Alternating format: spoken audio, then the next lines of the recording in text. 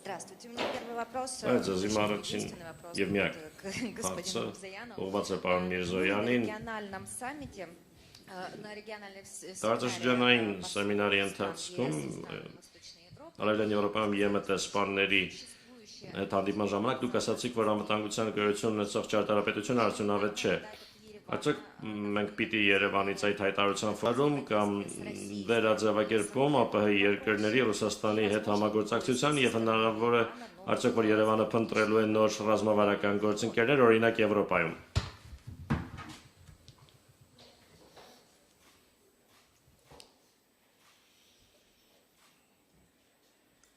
Շնորհակալություն հարցի համար։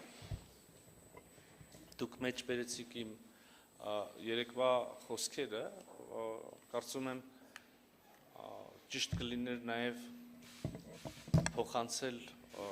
ամբողջական համատեքստը։ Ես իհարկե խոսում էի նախ եւ առաջ ընդհանրապես աշխարհում տարիներ շարունակ, տասնամյակներ շարունակ գոյություն ունեցած անվտանգային ճարտարապետության մասին եւ այն մասին, որ վերջին տարիներում առհասարակ մի շարք տարածաշրջաններում այդ ճարտարապետությունը այդքան արդյունավետ չի աշխատում, բայց իհարկե նաև խոսում էի մեր մասին, չեմ ուզում ժխտել, մենք ինքներս մեր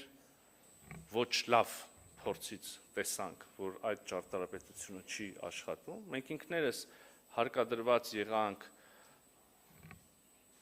փորձել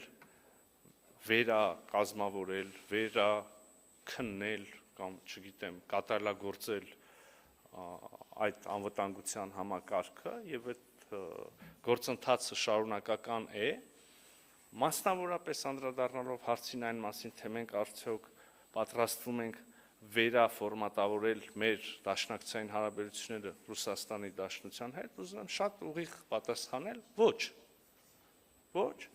մեր պարտավորությունները եւ իրավունքները եւ մեր մտադրությունները միմյանց նկատմամբ հստակ գրված են թղթի վրա, ստորագրված են, ավերացված են եւ դրանք որևէ մեկը չի լուծարել։ Միևնույն ժամանակ հայտնի են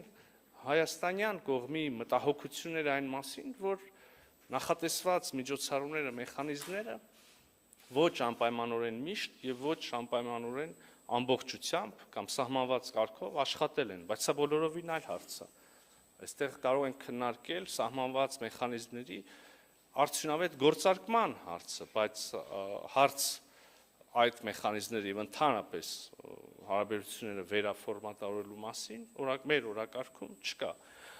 Իհարկե կա նաև մեր հարաբերությունները բազմակողմ միավորումների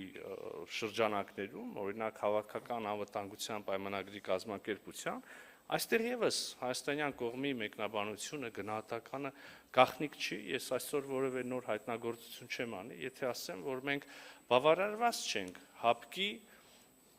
շատ կոնկրետ իրադարձություններին տված արձագանքով եւ հայտնի է նաեւ, որ մենք սառեցրել ենք մեր գործունեությունը այդ կազմակերպության շրջանակներում։ Այստեղ այս պահին գոնե ավելի հեռուն գնացող հետևություններ չի անի, բայց ուզում եմ արձանագրել նաեւ համաձայնվելով նախարար Լավրովի հետ, մեր քննարկումները շատ կառուցողական են, շարունակական են, այդ քննարկումները ունեն կոմպոնենտ խնդրահարույց հարցերի, ունեն կոմպոնենտ